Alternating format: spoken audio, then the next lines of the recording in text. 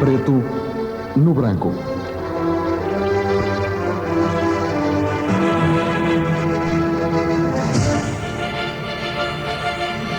A semana, ponto por ponto.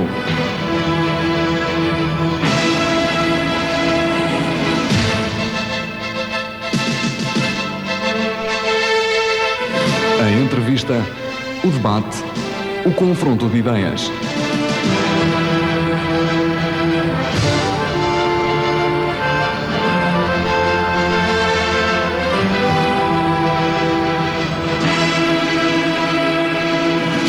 Preto no branco.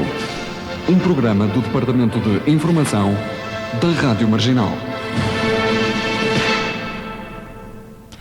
Muito bom dia. Damos aqui início a mais uma edição do Preto no Branco. E hoje bem diferente, como já se aperceberam.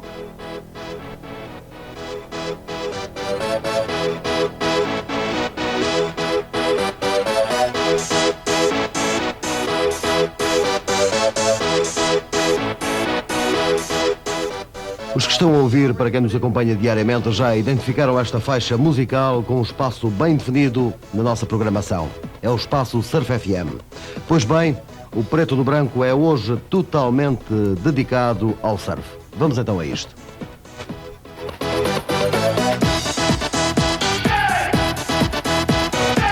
Temos dois convidados em estúdio, deveríamos ter três.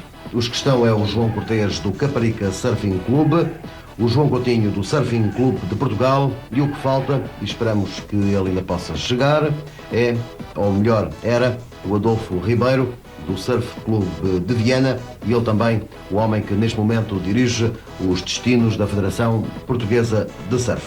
Para me acompanhar neste debate hoje aqui no Preto no Branco, o Rui Barreto, um dos responsáveis da Marginal pelos espaços informativos de surf.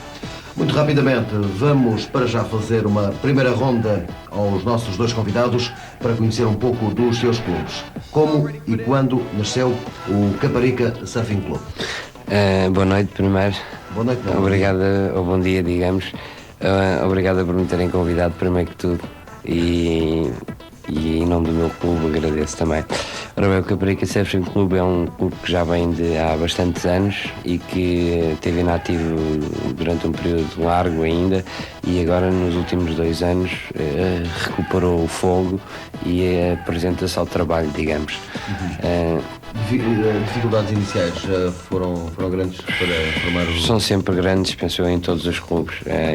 Infelizmente temos que confrontar com esse facto, e se não for a força da maior parte das pessoas e, digamos, o nacional patriotismo pelo clube, às vezes torna-se difícil levar avante diversas iniciativas. Também com o nacional porreirismo à mistura, não é? Exatamente. Muito bem, João Coutinho, a mesma pergunta já agora. Bom, o Surfing Club Portugal existe desde 78. Dia só para chegares um bocado mais. A fundação do clube, portanto, Obrigado. foi em 78. Claro que teve sempre altos e baixos.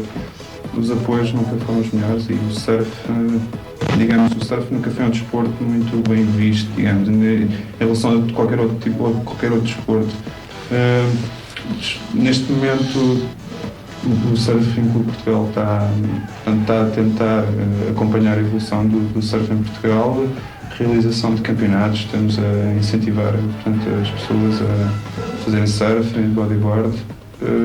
Portanto, neste momento é sempre difícil, faz sempre falta de apoio, mas pronto, vamos substituindo, vamos viver. Há uma pergunta que eu também queria colocar aos dois, é a receptividade dos surfistas locais em relação aos clubes, aos vossos clubes, nomeadamente.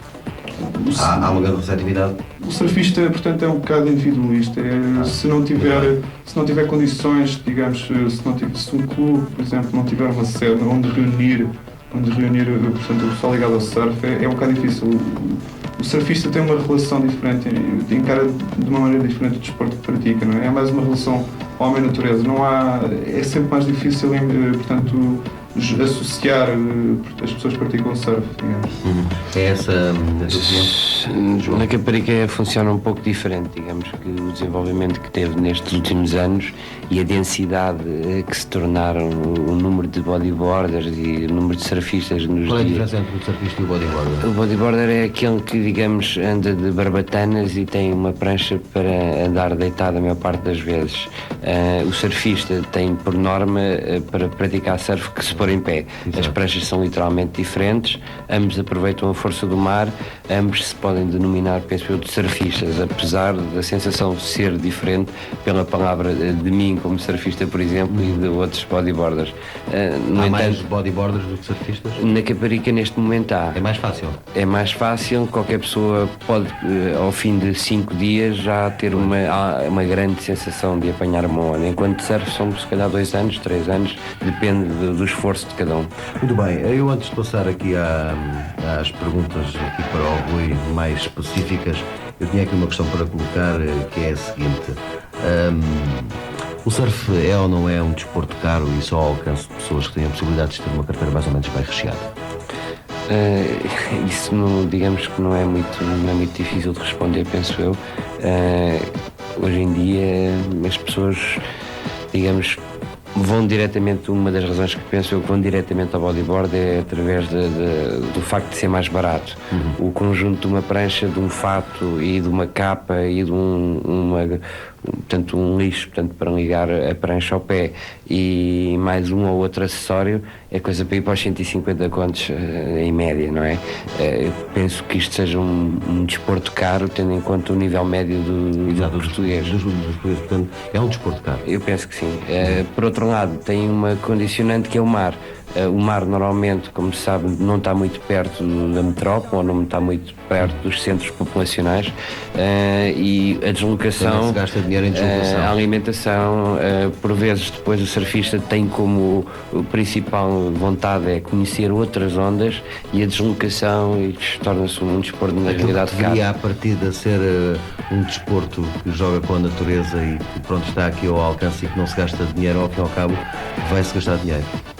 Tem certas condicionantes, claro, todo o material é caro, mas não sei, por vezes só quer começar a fazer surf, não precisa de comprar logo um bom material, Sim. digamos, um material em primeira mão que realmente está caro neste momento, também como tudo, não é? Penso que não é essencial ter um material novo, também há certas fases, como tudo, há certas evoluções. Por exemplo, no meu tempo também, estou a falar como se fosse muito, certo há muitos anos, mas pronto, eu vivo no inverno e para dentro de água com uma prancha, que quase, agora é impensável que eu fosse ir sem fato nem nada no inverno, mas a vontade de começar a fazer surf e de querer fazer surf ultrapassava tudo isso. Mas já se nota neste momento que as pessoas começam a fazer surf, já entram com um bom material, por vezes é o mais adequado. Mas há aqui uma questão gira que eu gostava de referir, é que não tenho visto tanto quanto na altura que eu iniciei a prática deste desporto, a procura por materiais de segunda mão.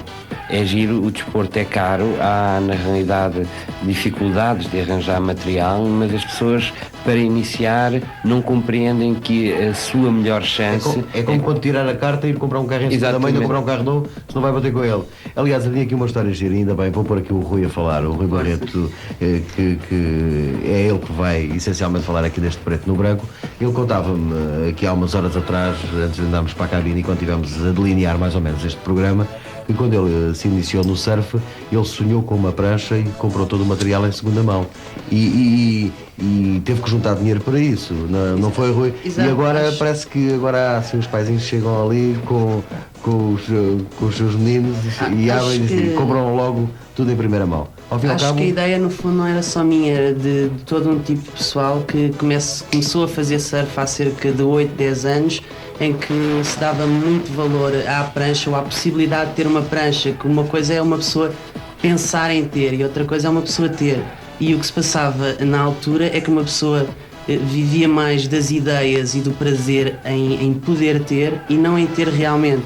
E por um outro lado, uma diferença que eu acho importante e com certeza agora é diferente, é o facto de antes uma pessoa, para ter uma prancha, não eram os pais que davam 5 ou 10 contos para comprar uma prancha, porque havia necessidade ou podiam utilizar o dinheiro noutras coisas. E acho que agora a situação é totalmente diferente, porque a facilidade de como vem o dinheiro ou a possibilidade de terem um material diminui a vontade e o real prazer que os miúdos têm. Acho que é uma ideia que me parece, não sei, acho que tanto o João Coutinho como o João Cortes devem sentir isso. Como é que acham? Por um lado, nota-se um bocado aquele surf, como se chama o surf da camisola, que o pessoal gosta de ter um fato todo perilampo, uma grande prancha, mas na volta entra para dentro. Eu gostava de acrescentar mais. Show, não é? Eu gostava de acrescentar há mais. Há muita gente neste pós-espetáculo. Não, digamos, é essa imagem que está distorcido ao fim e ao cabo. É essa imagem que pessoas que não estão dentro do desporto ganham ao observarem esta nova camada de praticantes. Muito bem. Portanto, na altura o praticante era uma pessoa que se dirigia muito, como disse aqui o João Coutinho, à natureza e ao espaço que ele tinha lá, que era fazer surf. Hoje em dia é o prazer da ostentação e de poder ser surfista, digamos. E nesse momento eles já são mais do que propriamente os reais praticantes de surf? Não, são menos. São menos porque, quer dizer, eles são mais... Mas são anulados logo à partida, porque também são conhecidos, ao fim e ao cabo. No fundo, eu costumo no surfing considerar duas classes, não é? O praticante e o surfista, digamos. Isso aqui entre aspas, não é? O verdadeiro praticante e o surfista. Já agora, desculpe, Miguel, só uma questão. Vocês consideram, ou como é que vocês relacionam hoje em dia o surf e a moda? Moda, quero-me referir a moda de verão. Não, eu não vejo a questão dessa forma. Eu vejo, eu estou muito ligado a isto e vejo o surf como uma forma de vida, não é? Um espírito de vida. E penso que a moda que tu estás a falar é a moda que não para todos, é evidente. A nova geração de surfistas criou e do qual são responsáveis eles próprios pelo aparecimento em Portugal da verdadeira moda do surf, que foi uma avalanche de dezenas e dezenas de marcas que apareceram agora em Portugal nestes 2 últimos anos. Já estão cá as marcas todas, já não falta nenhuma. E isso faz com que portanto, os novos praticantes, os futuros surfistas, procurem muito o fashion, a moda, e a procura disso é que cria na cabeça das pessoas a ideia de que o surf é uma moda.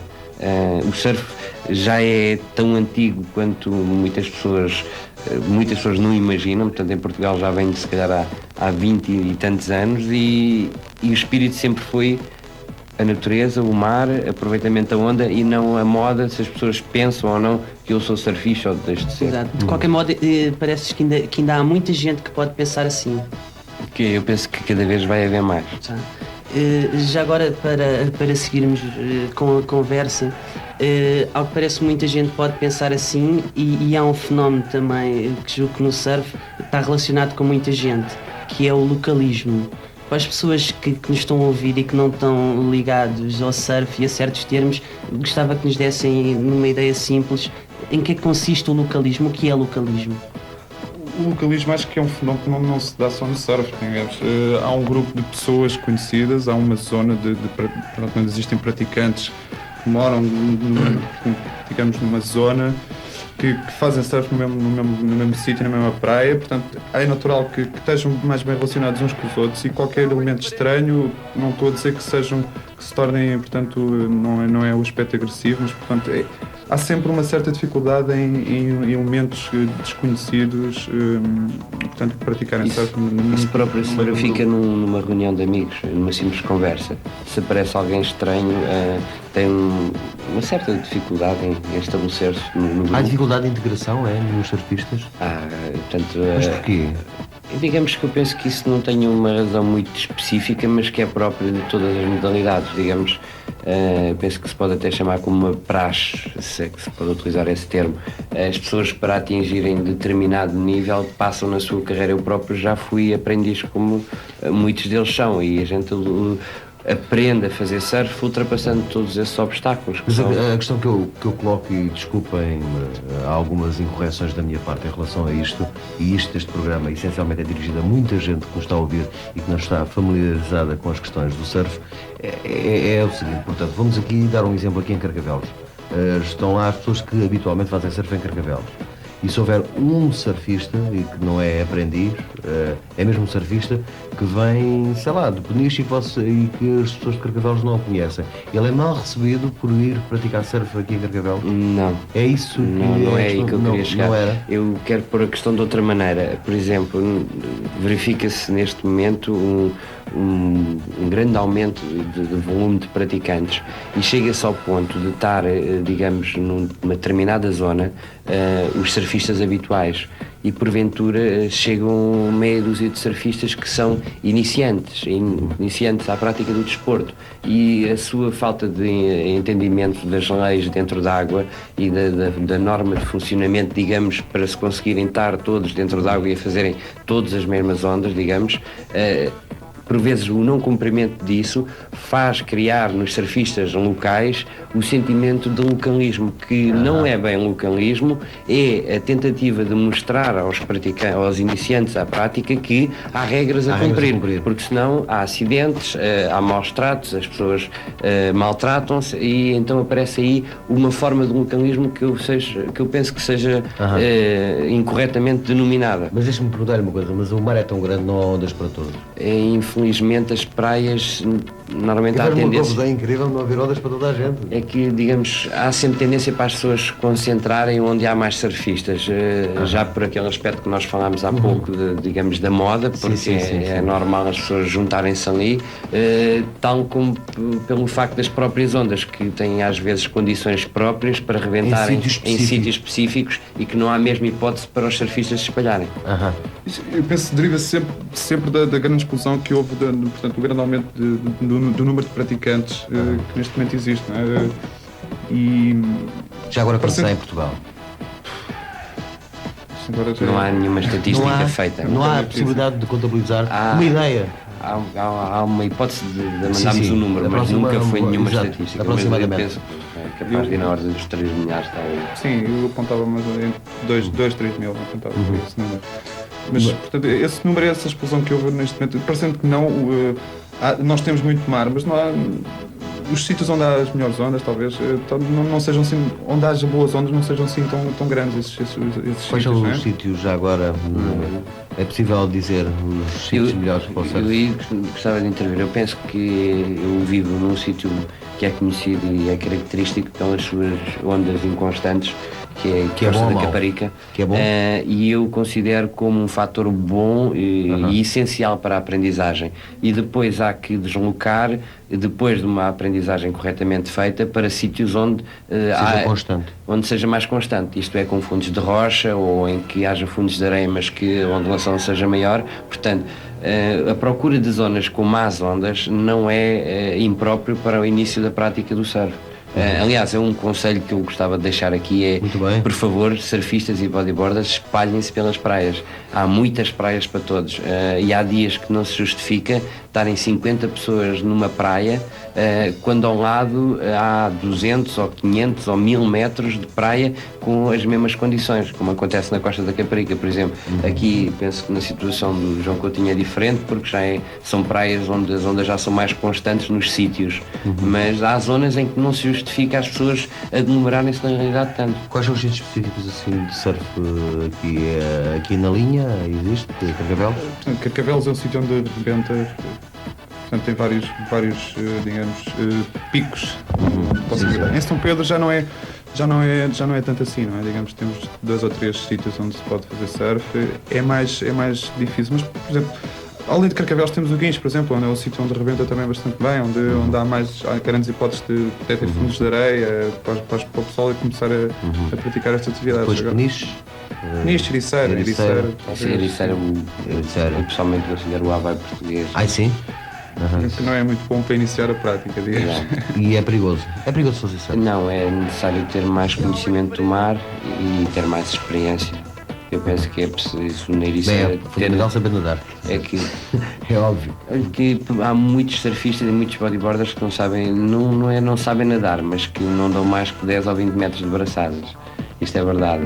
E como é que se acontece um problema qualquer, como é que... Isso é uma falta digamos, de responsabilidade e de atenção da parte deles, mas que isso se verifica-se. E não só agora, como já há bastantes anos, não é? Digamos que tanto a prancha como o bodyboard são, digamos, uma tábua de salvação numa situação dessas, não é? Que há o tal corda... Que há a tal corda que liga, que portanto só iria haver problemas se uma pessoa perdesse a prancha. Exato. Mas depois há o tal, digamos, o acréscimo de experiência em que se vai andando cada vez mais na modalidade e em que há mais domínio do mar, e quando acontece uma situação dessas em que se parte a corda e ficamos sem prancha, as pessoas já devem estar de certa forma mais à vontade para lidar com uma situação dessas. Daí que não seja muito aconselhável iniciar a prática do desporto sem saber dar uns bons 20 ou 30 metros. Eu não queria monopolizar para, a conversa. Para voltarmos ao ponto de vista inicial que estávamos a conversar da parte de clubes, e para não perdermos tempo demasiado com esta parte para falarmos em pontos mais importantes mais para a frente, gostava que voltássemos a falar da parte de clubes, e como introdução gostava de pôr um ponto que eu tenho ideia que possa acontecer assim, mas também ao mesmo tempo não estou suficientemente dentro do assunto para definir opiniões concretas. Em termos de organização na parte de clubes e na parte de estrutura para fazer surf, qual é a vossa ideia? Consideram que poderá haver mais organização e mais participação humana na zona norte do país ou na zona sul, ou o que é que se passa aí? É um ponto que me suscita certas dúvidas. Já agora, João Coutinho. O que se notou foi, digamos, foi uma coincidência entre os clubes aqui do Sul, digamos. Os clubes aqui do Sul, ao que me parece, não mantêm grandes contactos entre si, digamos. Eu penso, e embora não esteja grandemente dentro do assunto, que no Norte, principalmente o ano passado, talvez, eles tentaram começar com um circuito. Eles acho que fizeram um circuito entre eles no ano passado. Eles acho que se tentaram organizar, não sei até que ponto é que será que é uma questão de dinheiro? Há mais dinheiro no Norte. Isso até é uma coisa. É um conceito que tem a ver, digamos, com todas as pessoas em geral. Há mais dinheiro no Norte, há mais indústria no Norte. Isso é uma realidade. E, portanto, isso é uma realidade e que terá os seus reflexos em todas as áreas, penso eu. Eu penso é que há, na realidade, no Norte, e sempre houve, um nível de surf que foi relativamente inferior ao do Sul, e que tornou os surfistas do Sul em grandes expoentes do surf, mas cujas pessoas atrás dos clubes não estavam diretamente ligadas a essas pessoas que são os verdadeiros surfistas ou os tops portugueses.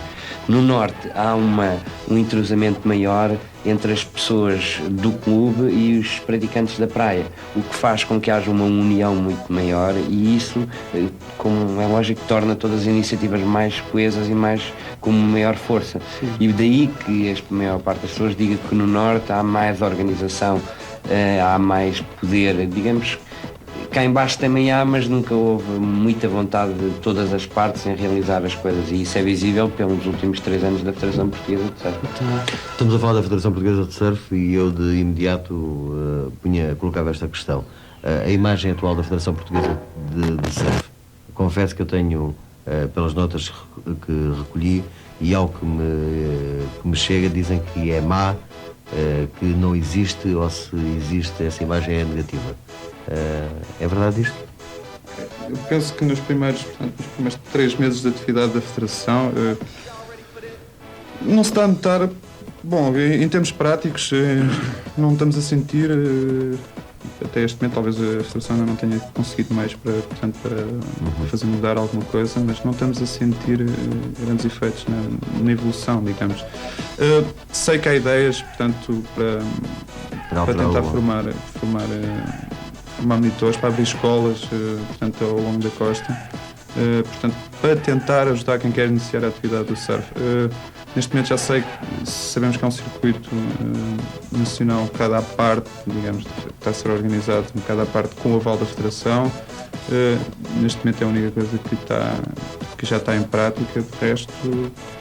Mas João Coutinho, achas que de momento pode-se considerar que a Federação até à data organizou e tentou controlar e disciplinar o surf nacional? Bom, neste momento já está a fazer portanto, uma coisa boa, que é obrigar todos os atletas que entram nos campeonatos a serem federados. Portanto, há um controle maior sobre os praticantes da modalidade. Estão a tentar ligar, portanto, as pessoas mais aos clubes, estão a tentar, portanto, agrupar os praticantes das modalidades do surf e do bodyboard. Uma das iniciativas que, portanto, o Surfing Clube de Portugal mais apoiará será essa criação das escolas, digamos. Acho que é fundamental, digamos. Sim, e já agora, João Cortes, em relação a este aspecto da Federação, qual é a tua ideia? Eu, relativamente aqui à Federação, queria, digamos, apresentar aqui a minha versão, que é literalmente diferente aqui da do João Coutinho, ao fim e ao cabo. Não só porque eu venho a ter um papel, digamos, mais ou menos ativo nesta nova direção, ainda não concretamente definido, mas que posso responder a determinadas questões postas agora mesmo. Eu penso que o papel e o trabalho desta Federação nestes 3 últimos meses não teve nada a ver com o que se passou destes 3 últimos anos. Apesar de haver algumas questões que eu não esteja de acordo, mas que são naturais quando só se tem 3 meses de atividade, há muitas coisas a realçar. Há a definição de regras concretas no desporto pela primeira vez. Vamos ter circuito profissional amador, que está a cargo de uma empresa privada. Vamos ter o circuito Open, que vai ser cada clube, cada localidade que poderá apresentar um campeonato nacional para realizar e que vai integrar no circuito Open da Federação, o qual deverá requisitar à Federação o devido apoio. E haverá, por fim, o circuito de clubes, ao fim e ao cabo, em que cada clube realizará os seus intersócios, de forma a apurar a sua melhor seleção, para haver depois um futuro encontro entre clubes de região e futuramente uma finalíssima nacional. Penso que a definição destas regras para já ajuda bastante. Temos este fim de semana, por exemplo, a primeira prova disso, que também tem alguns aspectos que eu não considero favoráveis ao desporto, mas que temos que levar em mente que é a primeira iniciativa que há em Portugal deste género. E isso é de realçar. É a primeira vez que os surfistas vão ter a opção de se tornar ou profissionais ou amadores, mediante a quantidade de dinheiro que vão ganhar. É a primeira vez que há um patrocinador, aliás 2 patrocinadores, que promovem um circuito anual profissional em Portugal. Isto é bom que a maior parte dos industriais e comerciantes ouçam, porque era bom que tomassem a mesma iniciativa. Sim, eu já agora, antes de mais, e lamentarmos aqui a falar numa situação como uma federação, quando podíamos ter aqui alguém que realmente podia dar a cara por isso, mas não é por causa desse fator que vamos deixar de falar, não é? Claro. E no seguimento desta conversa há um ponto que parece-me importante para organizar o surf e para o surf seguir em moldes seguros, que é a necessidade de um circuito nacional e a necessidade de um ranking nacional, mas definidos, em que uma pessoa queira saber alguma coisa e vá lá e tenha aquilo certo, não é à última da hora arranjar certos modos para fazer um ranking ou improvisar um circuito. O que é que vos parece? Digamos que tudo o que foi realizado daqui para trás foi feito sempre baseado em regras ocasionais, portanto, mediante a situação que se estava a viver, criava-se uma determinada seleção, arranjavam-se determinados elementos amigos ou enteados ou afilhados para acompanhar determinados assuntos do surf. E o que é que acontecia? Não havia uma escolha correta e qualificada dos órgãos que deviam tratar do surf. Não havia, digamos, pessoas capazes de... Ou melhor, havia, mas não havia o verdadeiro espírito de levar uma seleção para avante, como foi, por exemplo, o caso do último secretário-geral da última federação, que levou uma seleção para a França, para um mundial para o europeu de júniores, e que, em vez de ajudar os portugueses a levarem para avante, a terem uma boa imagem na prova, foi próprio a dar a má imagem. Passando por pessoas como esta, o surf teve na mão, às vezes, de pessoas que não levaram, na realidade, a bom tento a missão que tinham. Preocuparam-se em beneficiar eles próprios e não, como diz aqui o João Coutinho, não aproveitar, por exemplo, as camadas jovens. Nós temos um buraco neste momento em que temos os melhores surfistas, se calhar europeus, mas daqui a uns anos vamos ter a reflexão de não termos trabalhado estes últimos 3 anos. Vai haver aqui um compasso em branco. E pronto, eu penso que com esta federação está-se a trabalhar para que se possa acabar um pouco com isso. Digamos, não estão as coisas 100% bem, são 3 meses de atividade, mas também têm que ser os próprios clubes a darem agora uma força, tem que ser os próprios clubes a dizer: calma lá, a federação, também estão a avançar demais, ou vocês têm que olhar mais para estes aspectos. E só a associação dos clubes, por exemplo, nas várias regiões, na região do Sul, na região Centro, na região Norte, é que podem levar a criar verdadeiras forças,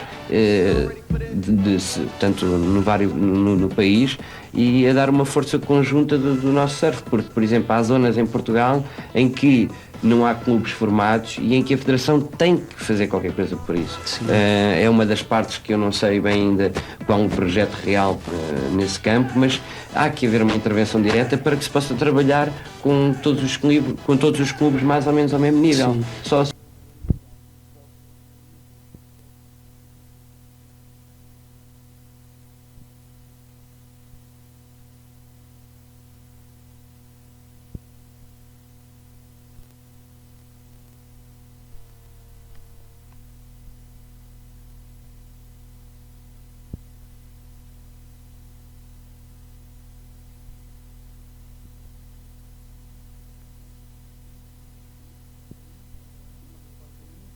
uma resposta muito breve em termos de prioridades para cada um dos vossos clubes, que me apontassem só em termos de título, 4 ou 5, aquelas que acharem necessárias. Tu, João Coutinho, para o teu clube, quais são as prioridades que vocês têm ideia o mais rápido possível?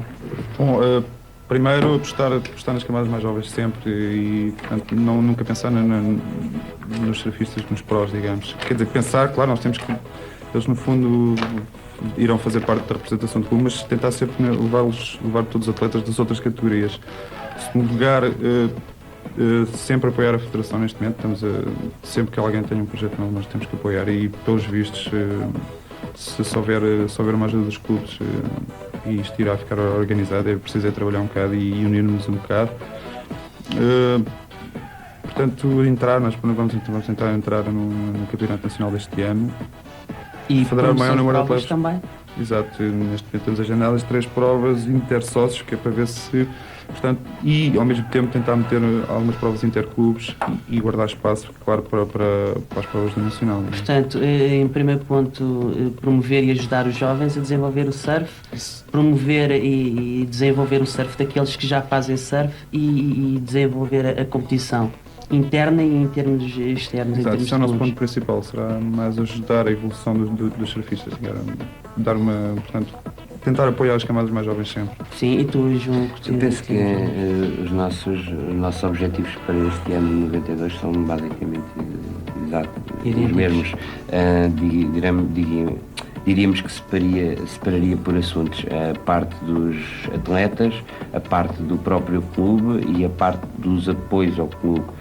Nós temos projetos específicos, não só para dar valor e promover as camadas mais jovens, temos projetos específicos para criar uma sede, para angariar todos os meios que possam tornar o clube numa empresa que só assim é que pode funcionar e tratar com a Câmara Municipal de Almada, com a Delegação Marítima de Setúbal, com a Delegação Marítima da Trafaria, com a Região de Turismo de Setúbal, que nos tem dado o apoio, digamos, imprescindível à existência do clube e à realização de provas, e o qual pretendemos promover mais e incentivar mais, porque são eles, digamos, os principais responsáveis pelo nosso crescimento, porque se eles não nos derem a mão, nada disto será possível. Sim. Eu gostava de colocar uma questão que são as tais que não estão agendadas e nesta conversa ela depois pode levar caminhos muito específicos e é bom nós alargarmos o exemplo. Há pouco ficou uma frase que eu retive aqui do João Cortês que disse que nós talvez tenhamos os melhores surfistas europeus. A questão que eu gostava de colocar é esta. Portugal à partida deverá ter e tem certamente todas as condições naturais para que isso aconteça. Costuma-se dizer que Portugal é um país de marinheiros, mas o que é um facto é que a vela são outros países europeus que vão ganhar na vela, no remo são outros países europeus que vão ganhar no remo, e eles não têm as condições naturais que nós temos.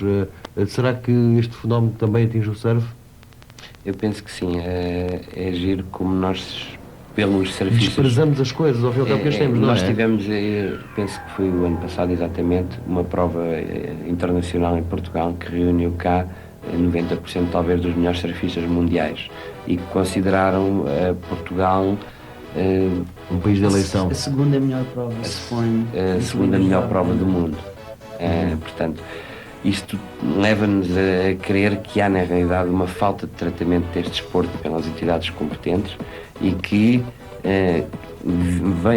virá este ano e o próximo ano cada vez mais à flor da pele pelo simples facto de que este ano tivemos, ao contrário de que há muitos anos não acontecia, tivemos 5 representantes portugueses entre os 10 melhores europeus. Portanto, isto para mim é um facto. E os primeiros europeus quem são? Eu até lhe posso dizer, portanto, o primeiro era o Spencer Hardgraves, que é em inglês. O segundo foi o João Alexandre, que é daqui de Carcavelos, que é português. O terceiro, eu não tenho bem ciente, mas foi o Kriska Roberts, que também é inglês. Também é inglês. Aliás, é naturalizado inglês. E em quarto lugar, o João Antunes, que é português e é do Caparica Surfing Club. Penso que em oitavo lugar ficou o Bruno Charneca, não posso... Sim. E 10º lugar ou 11º ficou o Nuno Mata. Ou seja, no ranking europeu nós teremos 4 pessoas lá colocadas. Exatamente. Portanto, aquilo funciona do seguinte modo: há um top que acumula pontos de ano para ano, em que conta os 14 melhores.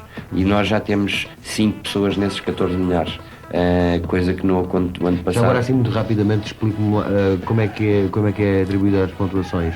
É um júri que vê? Exato, portanto as provas baseiam-se num grupo de pessoas que formam o júri, que observam baterias, que são períodos de 20 minutos com 4 atletas dentro de água, em que fazem um conjunto de ondas e esse júri atribui-lhes uma pontuação pelas ondas efetuadas durante esses 20 minutos.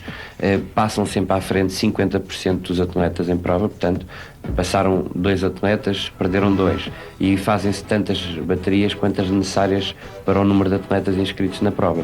E depois irá sempre tipo num funil, diminuindo o número de baterias até se chegar a uma meia final, até se chegar a uma final. E isso é feito dentro de água, essa observação? Essa observação é feita exteriormente, portanto de terra. Normalmente existe uma estrutura metálica com publicidade, que é o que também dá sustento à prova. E onde está instalado todo um staff técnico que, portanto, ao fim e ao cabo, os júris e todo o pessoal que controla tempo, informações para os surfistas saberem se já estão prestes a terminar o número de ondas possíveis, se o tempo está quase a acabar ou não. Não há razões de queixa dos júris, são imparciais. Digamos que é sempre a parte mais... É muito subjetivo, não é? É como no futebol, o árbitro é sempre o culpado, não é? E então há sempre 2 pessoas que perdem e que criticam ou não a intervenção do júri. Presta-se um bocado a uma certa subjetividade. Apesar de... Digamos que a pontuação não é rigorosa. Não, portanto são 5 elementos do júri. É sempre uma média, não é? É sempre portanto, eliminada a pontuação a mais alta e a mais baixa, digamos, para sempre achar portanto, é sempre um somatório. Que é a única solução. Sim, isso já está, digamos, uniformizado. Não tem grande problema. Muito bem.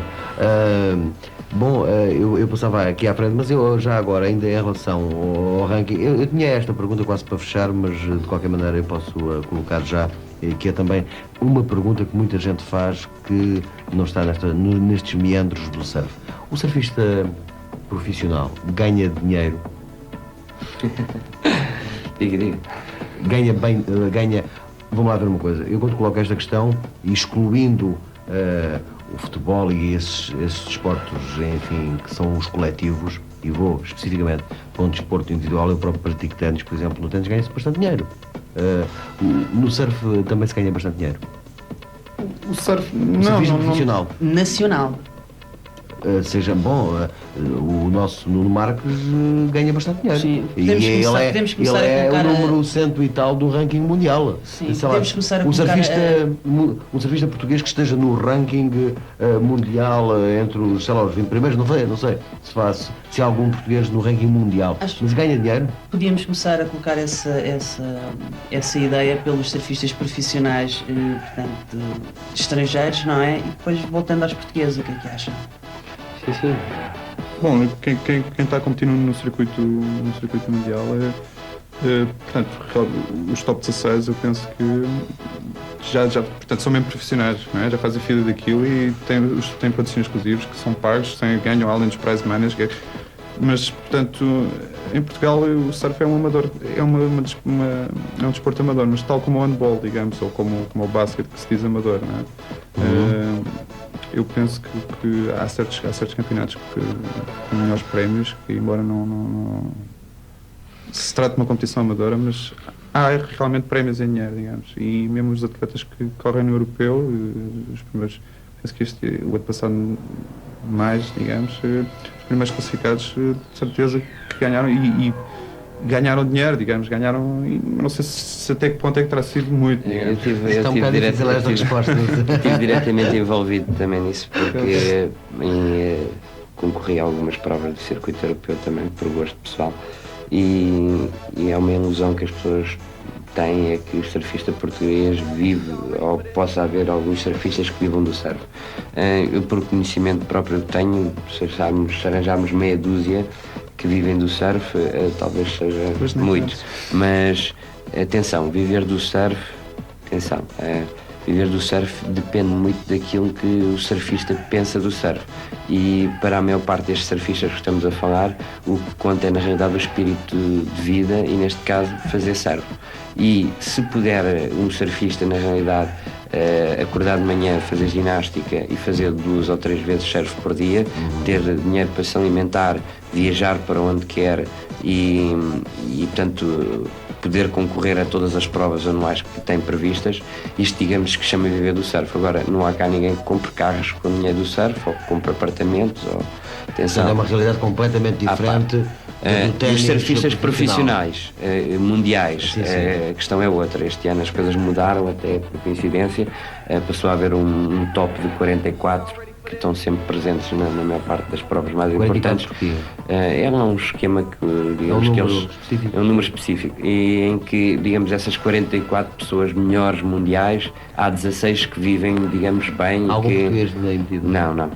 Os portugueses nunca aspiraram à segunda, terceira fase qualificativa de um campeonato mundial. Mas porquê? Porque não temos capacidade? Porque nunca foi investido no nosso potencial de surf, e portanto o que estamos a tentar agora é ganhar a etapa europeia, portanto mostrarmos que somos válidos a nível europeu, porque não há nenhuma entidade que diga está aqui condições para uma equipa portuguesa ir representar o seu surf numa etapa profissional mundial. Mas o que é que faz falta ao surfista português? Falta encontros com as mais altas... convivência internacional. Encontros com as mais altas potências do surf, que é a África do Sul, a Havaí e a Austrália, por exemplo. Falta condições em Portugal para um surfista querer ir para um ginásio e não ter que pagar. Falta condições para um surfista ter que fazer uma deslocação que custa, se calhar, 200 contos para um campeonato europeu, e não tem um mínimo de apoio das entidades oficiais, tem que andar a trabalhar ele próprio. Afinal, isso é um reflexo do país onde vivemos. Exato. Que também se reflete no surf, obviamente. Quer dizer que o surfista nacional, além do patrocínio, precisa de um patrocínio. Muitos deles precisam e vivem disso, mas há que realçar que a maior parte não tem essa fé azar, entre aspas. Pois, claro. Olha, um ponto que no seguimento disto era bom tocar também é... Agora vamos para as perguntas técnicas, não é, Rui? Não, nada técnica. Técnica é no futebol. Um ponto que era importante, se vocês tiverem ideia, e visto que a pessoa que dá a cara a isso resolveu não aparecer, mas estamos cá, nós tratamos bem do assunto. Tem ideia de quantos atletas, quantos surfistas federados há no país? Ideia por alto. Ele é praticante. Eu vou responder aqui isto porque é agir a coincidência, porque deu-se início este fim de semana ao circuito profissional português, amador, e o primeiro passo da Federação foi federar e obrigar a que todos os surfistas intervenientes na prova fossem federados. E então verificou-se um fenómeno giro. Havia 40 federados há 3 anos e hoje, dia 13, passou a haver quase 240. De um momento para o outro? De um momento para o outro. Portanto, em várias horas toda a gente correu a buscar uma inspeção médica, uma fotocópia, 4 fotografias ou 2 fotografias, 500 Isso devido a quê? Devido à simples questão de que houve alguém que decidiu dar a cara e dizer não, é obrigatório entregar até à fotocópia do bilhete de identidade e, portanto, não vai faltar nada. E não vai faltar mesmo, e assim se decidiu fazer. E eu penso que é isto que todos os surfistas devem reter, é que o federar é, digamos, uma atitude consciente de que o surf tem que evoluir em Portugal. E não podem fazer perguntas do género porque é que o surf não vai para nível mundial sem primeiro se federarem, porque só há dinheiro, e o dinheiro é o que faz mover tudo neste mundo, só há dinheiro para fazer crescer o surf, para dar estruturas aos jovens portugueses, para criar bases no surf português, se houver na realidade envolvimento de todos os surfistas, associativismo, para dar a imagem de que somos muitos e que trabalhamos e que representamos um desporto português e representamos bem. Eu só te queria dar uma indicação, Rui, temos 10 minutos para fechar este programa, já estamos com 45 minutos de programa, portanto vamos gerir aqui mais ou menos o tempo, ok? Então podes colocar a tua questão, que eu também tenho mais algumas para fora. Qual a localização da sede da Federação? Neste momento a Federação está a funcionar em Viana do Castelo. Teve aqui a funcionar 2, 3 anos no Sul, em Lisboa. Depois, entretanto, notou-se uma certa inatividade e houve alguém que conseguiu reunir os apoios necessários para, neste caso, foi levar a Federação para Viana do Castelo, para o Norte, digamos. É digamos, para movimentar uma federação são necessários alguns aspectos, como uma sede decente, um telefone, um fax, alguns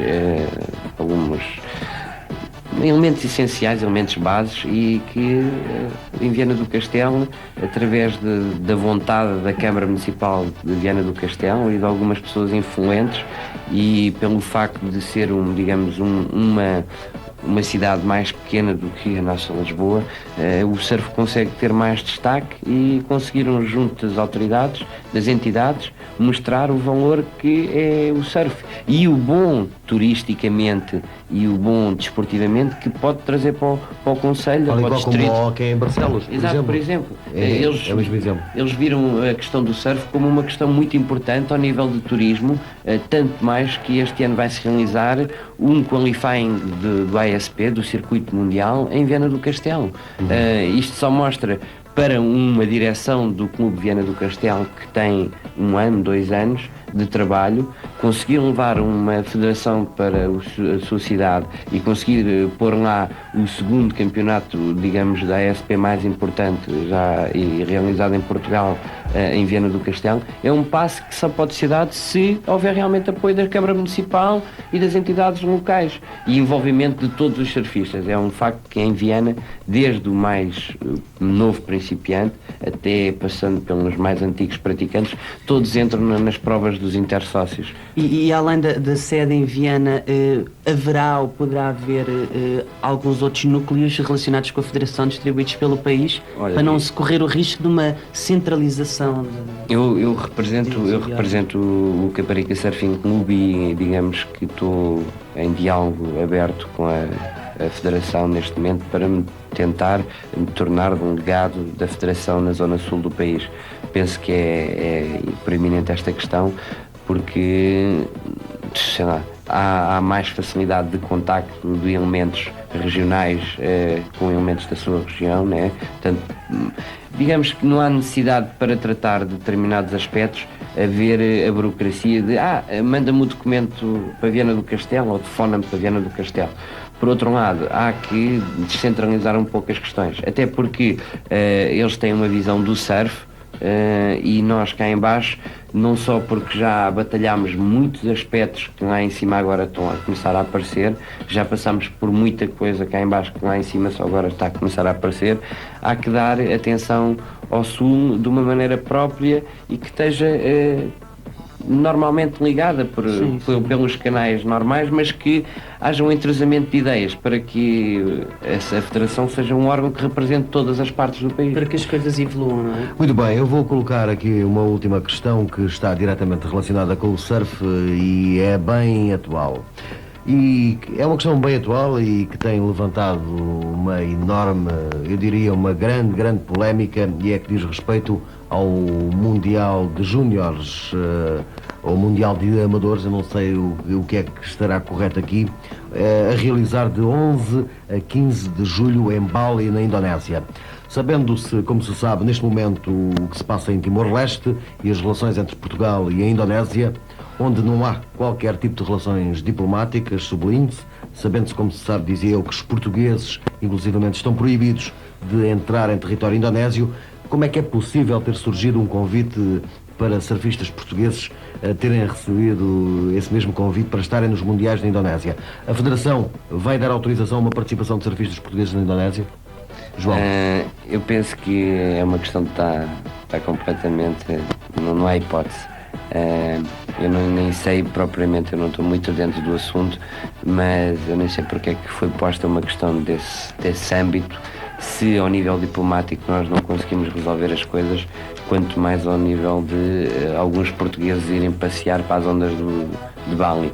A minha opinião pessoal, que o João Coutinho está mais documentado neste assunto, eu só queria deixar aqui a minha opinião, que é a seguinte: as ondas não é como um campo de futebol, ninguém as construiu, elas estão lá, foi a Neptuno que fez essa graça, e acho que isso devia estar à parte de tudo, não devia misturar essas questões. Já aconteceu isso aqui há uns anos na África do Sul com a Apartheid, em que alguns surfistas deixaram de ser sul-africanos enquanto não acabassem essas questões, e eu penso que o caso da Indonésia, eu pessoalmente não conseguiria ir para Timor fazer surf e viver o que se passa, não é? Com o massacre. Por isso é que eu não percebo um pouco como é que se pôs a questão. Portanto, digamos, independentemente disso, pensa que os surfistas eles próprios se recusariam a ir para um sítio desses? E que não tem muito a ver por se a questão de se a Federação apoiaria ou não. Apoiaria ou não, portanto eles próprios tomariam essa posição, João? É isso? Sim, ainda por cima, portanto, aproveitando isso, neste momento é um assunto atual, digamos. Por isso é que ele está a levantar esta enorme polémica, exato, não é? Em termos de opinião pública, e os surfistas são particularmente visados, então como é que é possível com isto que se passa? Eu não sei se, portanto, esse convite feito pela Federação, ou, portanto, por quem organiza esse campeonato na Indonésia, até que ponto é que não terá sido uma provocação? Uma provocação, ou tentar mostrar que todas essas questões políticas iriam se manter à parte. Claro, eu em conversa, portanto, com o Adolfo Stewart, com o Adolfo Ribeiro, ele pôs logo de parte essa hipótese, digamos. Nunca haveria uma representação portuguesa oficial nessa prova, não é? Mas não sei até que ponto é que esse convite, qual foi a intenção desse convite, não é? Mas... Muito bem. Rui, queres fazer a última pergunta, que eu penso que é aquela que é inevitável?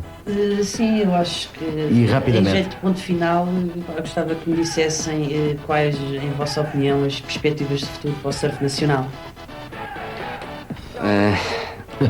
Surf nacional.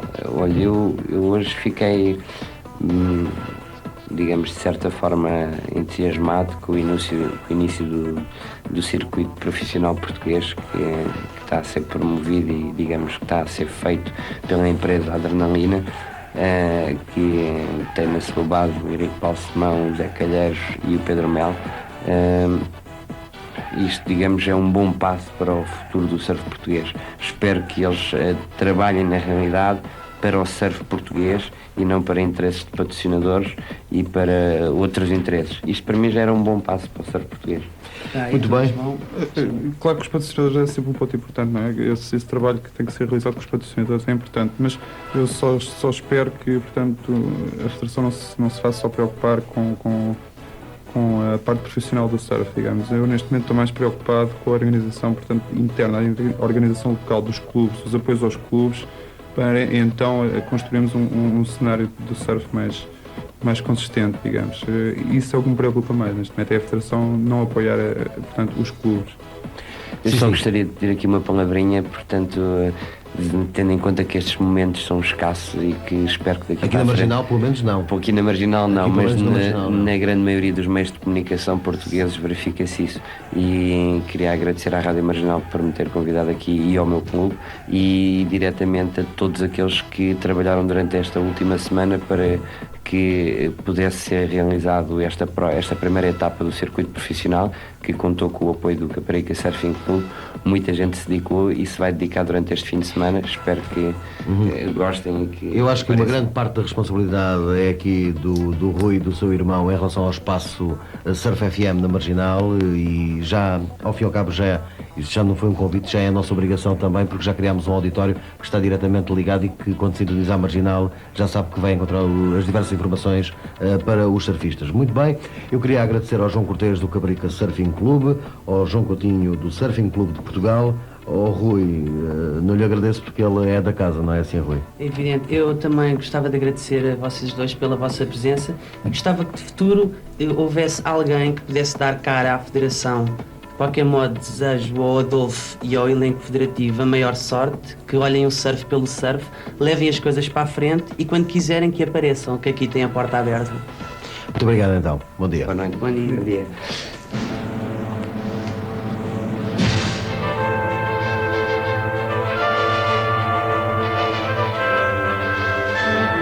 Preto no branco.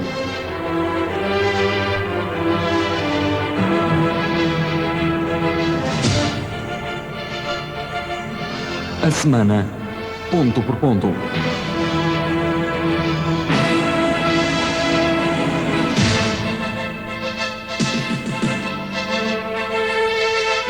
A entrevista, o debate, o confronto de ideias.